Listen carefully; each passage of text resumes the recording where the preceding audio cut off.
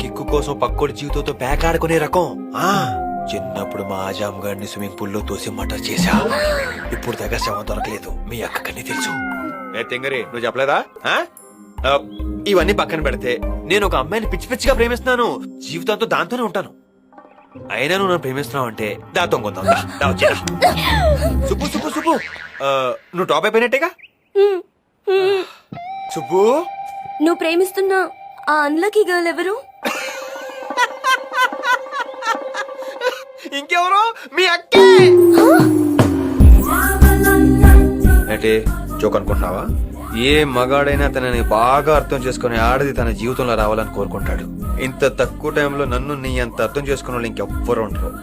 పైగా నీలాంటి కంచు నా లైఫ్ లోకి వస్తే కిక్కే కిక్కు.